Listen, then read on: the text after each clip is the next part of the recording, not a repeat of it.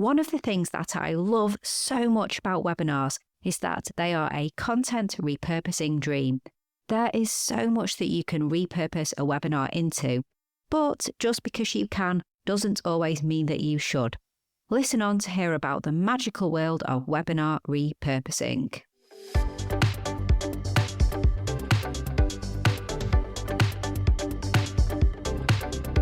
You're listening to the Content 10x podcast, where it's all about content repurposing. I'm Amy Woods, and I'm here to help you maximize your content and find smart ways to get your message in front of more of the right people, whilst also saving time. Let's get started.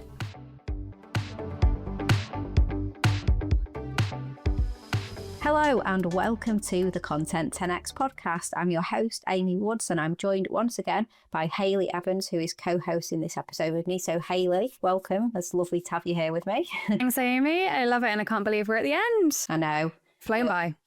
Yes, I know, and it's been fantastic. So this is part 4 of our webinar miniseries on the Content 10x podcast. So we're talking all about webinars, as you would expect, B2B webinars. And in this episode, this is, our favourite topic, I guess, because we're talking about the repurposing and maximising webinars. The first episode in this series, we looked at 8 reasons why B2B webinars are so good and all the benefits of B2B webinars, and why the majority of our guests on our sister podcast, B2B Content Strategists, keep talking about webinars because there's a reason for that, and it's because they deliver. The second episode, we talked about planning the webinar. So planning the webinar itself, talking about the topic and the platform and how you actually format the webinar, what kind of formats and how to run it. And then in the last episode, the third episode, we went through how to promote and market a webinar and the all-important follow-up as well. It's not just marketing up to the point of the webinar. There's a lot to do afterwards as well. And now, as I said, this episode, we move on to repurposing the webinar. Hayley, this is our favourite topic, isn't it? So take it away. Yeah, this is definitely one of our favourite topics. And, obviously as a content repurposing agency, this is something that we do on a regular basis with every one of our clients. And if a client isn't repurposing, that's the first thing that we get them to do is repurpose their content. And it's a super essential because it really maximizes that ROI. There's so much work that goes into webinars. We've literally just spoken about it on the last, 2 and 3 episodes about all of the work that's gone involved in the webinar. So it's really important to, not run that webinar and not repurpose the content from it. There's so much valuable content that's going to come out of it. And repurposing that content will mean that you'll increase your reach, you'll increase your audience engagement, you'll support different marketing channels, you'll feed different parts of your sales funnel. There's so many different benefits of repurposing that content. You're not recreating new content. You've got really great existing content already. And on our other, as Amy mentioned before, on our sister podcast, the B2B Content Strategists, we've asked all of our guests what their favorite type of content is to repurpose it. And webinars come up time and time again. So actually, we've got a brilliant clip from Shannon Howard, Director of Customer and Content Marketing at Intalent, to listen to now. Another one that we tend to repurpose is webinars. So if we're having a conversation with someone and we're presenting, can we recap that? And do that for a couple of reasons. One is, why you spent all this time to prepare for and promote one webinar. Why not get more value out of that? But also because not everybody has time to watch a webinar recording 30, 45 minutes long. I know for me, I'm really not. I think it's so funny because I host webinars all the time. I'm not a webinar person. I just won't show up, and I won't watch the recording either, honestly. I'm much more of a reader. I've always been a reader. To me, it's easy to repurpose a webinar into written content, but then I also know that it's helpful for people like me who just can't. I have a really hard time with video content. It's just not how my brain processes. I really love that. Shannon said, why not get more value? And I like Shannon. I'm not a big webinar consumer of live webinars either, but I will consume repurposed content from a webinar. So that really took my interest in terms of what she had to say about that. So when we talk about repurposing a webinar, before we kind of jump into all the ways that you can do this, just to point out to make sure that you have a plan. And we keep saying this, but you need to make sure that you have a plan. So what are your goals? And you may have very different goals for the repurposing of the webinar. Tactical goals to strategic. Is it more focused on lead gen? Is it more brand awareness? Is it nurturing an audience? Is it for search? So you need to have that plan, and you need to understand what your goals are. So that's super, super important, isn't it, Hayley? Oh, it's the most important. So, without a plan, we kind of say that, you prepare to fail without a plan as such. So we're all about this plan, and making sure that you're considering all of your different target audiences within your plans too. So if you can use this webinar data to segment your audience, then can you also segment your repurposed content as well? And factor into your plan the distribution too. It's really, really important. So it's not just what you create, but when and where are you going to distribute it? And we spoke right at the beginning of this series, the topics that you might be covering on a webinar. And one of the top topics that you might be covering is a regular Q&A that you're getting from your target audience. So if it's a regular question that your audience are asking, and it's a regular answer that you've got as a webinar, which is a regular replay, then redirect them on a regular basis to that replay. Tell them about it. And, we want to be seeing this repurposed content go away for kind of 3 to 6 months after this content goes live. There's a huge amount of longevity in it. And a well repurposed webinar can result in tons of repurposed content. We've seen multiple social graphics and teasers and clips and infographics and email content. But what you really need to do is make sure you have a plan to publish it so it doesn't just end up sitting around. There's nothing like a content goldmine that's sat and you're kind of like, is anybody going to publish this at some point? So make sure that, it's great to have this plan, but make sure it's in your content calendar so you know what's going out and when it's going out. Yeah, absolutely. A plan for distribution, because it is sometimes funny if you do create a great repurposing plan and you have loads of content, but you don't have that distribution plan.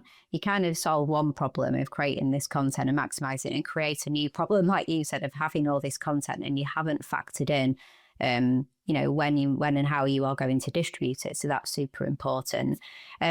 So in terms of what to repurpose into, we talked about all these opportunities. We'll get into a bit of detail. So this is something that we have spoken about many a time actually on the Content 10X podcast. Most recently, it wasn't that recent, but most recently episode 307, middle of last year, middle of 2024, there was an episode on 10 ways to repurpose your webinar content. So you could go check that out, content10x.com/307. But we're going to provide more than 10 ways now anyway. We're going to share more updated ways as well. But you can go and check that blog post and podcast episode out. But we'll share what we're seeing is working now and what we are doing for our clients, what we see work with our clients. So let's start with video content, because if it's a webinar, then most likely, you're therefore starting with long form video content. So what are the video repurposing opportunities into more video? So there could be the on-demand version that you repurpose this webinar into a different on-demand version that is on your website. So I guess that was more kind of editing it, but it's editing it for a new purpose. So this could be gated for lead gen on your site, or it could just be readily available on demand, but there's repurposing into that. And then there's the repurposing of the video into a YouTube video. So again, this depends on whether it's gated or not. If you are gating this and it's going to be on your website and behind an email wall, then obviously you're not going to put the entire gated content onto your YouTube channel. But in that case, you can repurpose the webinar into a highlights video. So take some, great clips from different parts of the webinar and edit them together, a bit like a movie trailer, like 3 or 4 clips coming in, maybe, 3 or 4 minutes, something like that, and have a highlights video, which can also obviously go way beyond YouTube to social channels, LinkedIn, etc. as well. And getting that onto YouTube is an opportunity to optimize for SEO as well and get some great keywords in there for that webinar highlights video, as I mentioned, which could also go on LinkedIn. And then obviously with any long form video content like the webinar content, there's going to be opportunities to slice and dice into social media videos. This really will come back to the format though, because it can be quite hard to slice and dice webinars that were very fixated on slides with lots of small words and things like that, and maybe like the presenter just appears in a little bubble in the window at the top. Well, I mean, when you slice and dice that into social, that might not look so good, and this is why you need to plan in advance, because if you are going to slice and dice for vertical, then what will be the format that will mean that it will look good as a vertical video or square, etc. But that's there for the planning, like social videos from the main video. And a key thing here is obviously you want to be captioning these videos if they're going onto social. People won't always have their volume on when they're scrolling videos on platforms like LinkedIn. So you want to caption them and create custom thumbnails as well. So all the normal stuff that you would do with this type of content, you must do with this repurposed content as well. So there are just some examples of you've got a video to begin with, and this is more video from video content.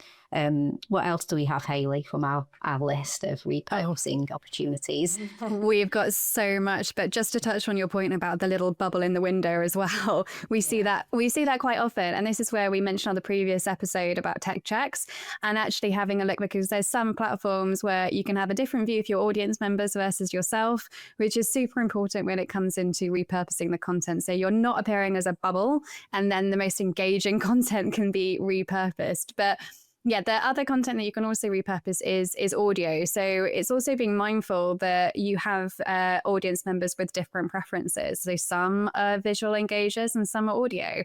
So if you have a podcast, you could also repurpose this webinar into a podcast episode too, or into a little shorter kind of snippet episode as well. We've seen that done regularly.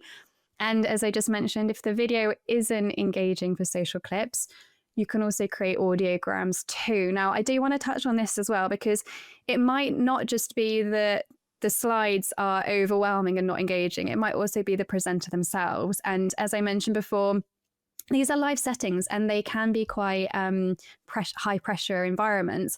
But we've also got a great mini series that we've just done about expert interviews. And within that is a really great guide on how to prepare for them. So it's always really good to kind of check out those free resources, because within it, we do like a lot of coaching as such on how to prepare for an expert interview, which is very similar in how to prepare to host and run that webinar itself. So we've got some tips within there that your team members could read to just understand how they can present in a more engaging way, and to get the beneficial content to be repurposed.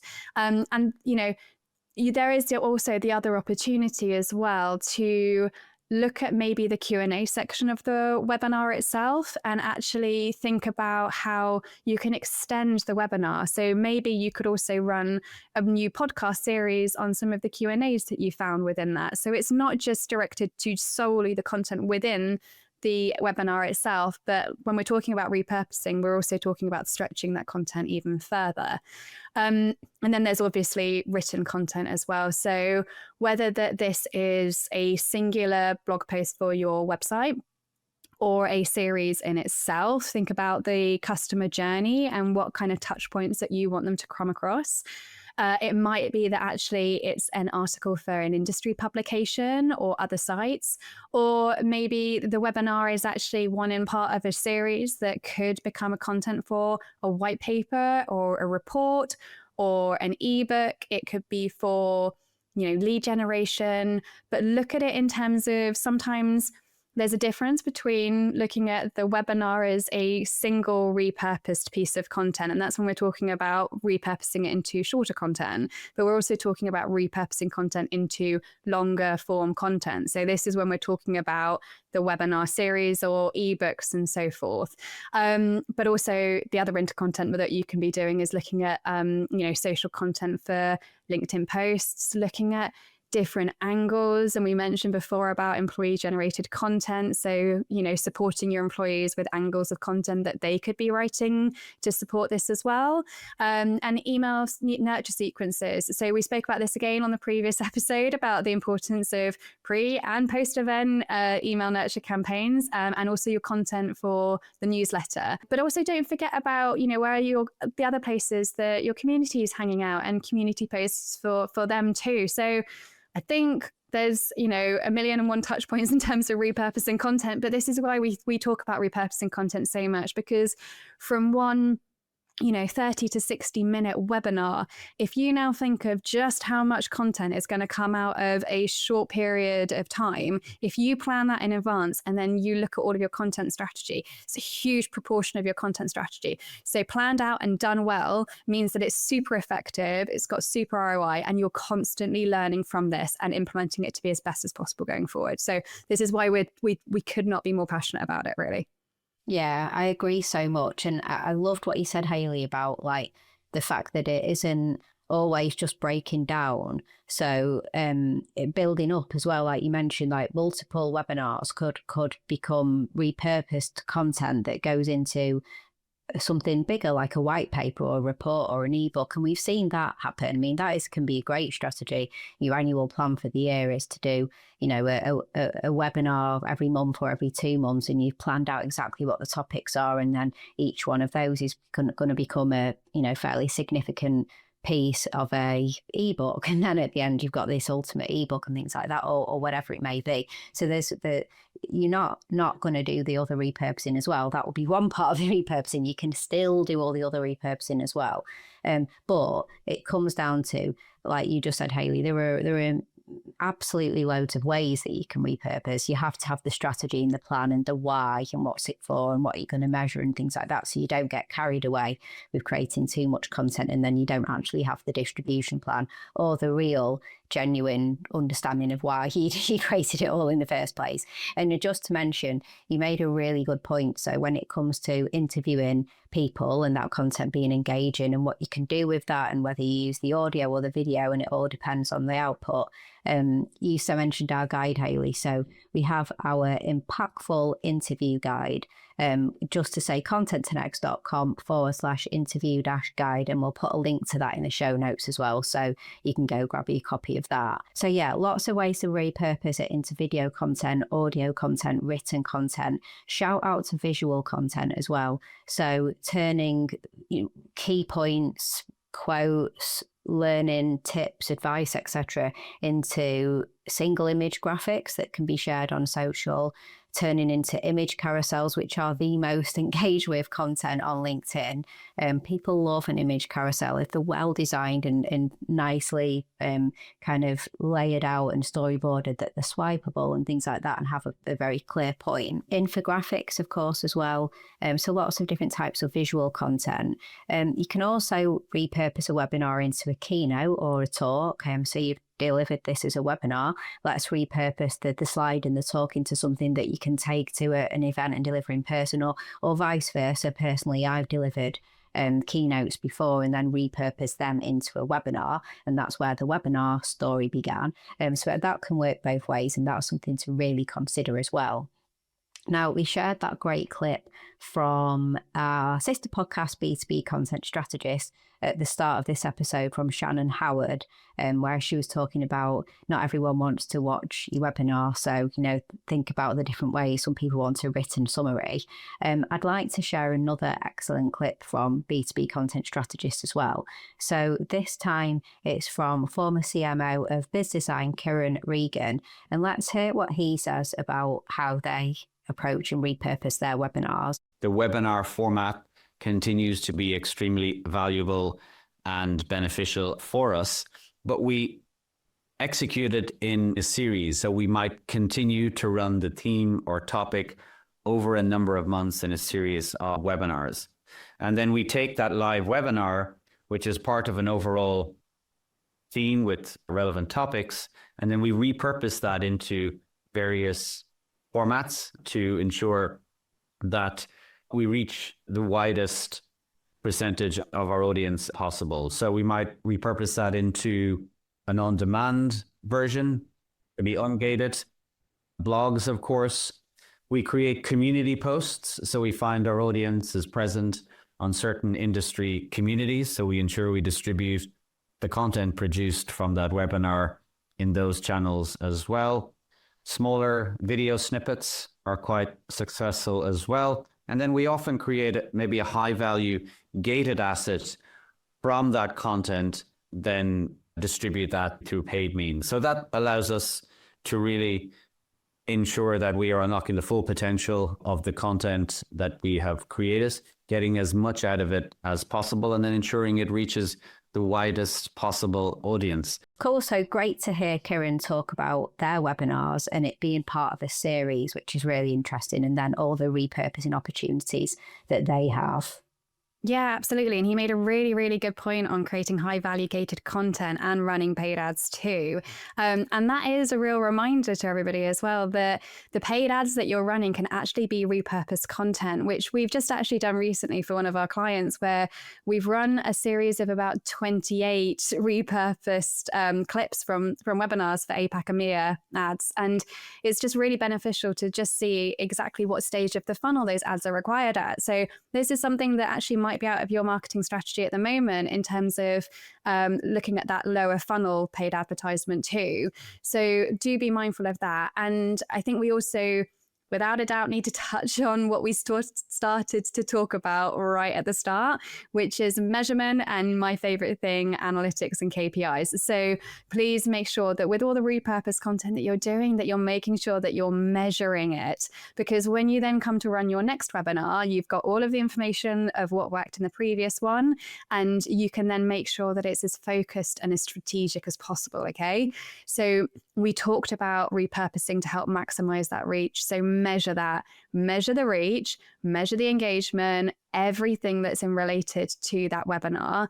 And you know, we've worked with clients that maybe the webinar itself had, you know, around 100 people attend, but when you're looking at how it's repurposed, you've actually got that content in front of 50,000 people or more.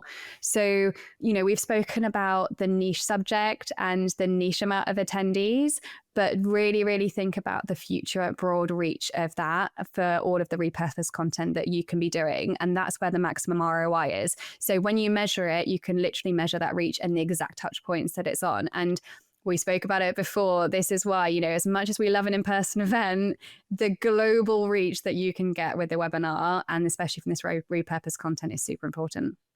Absolutely.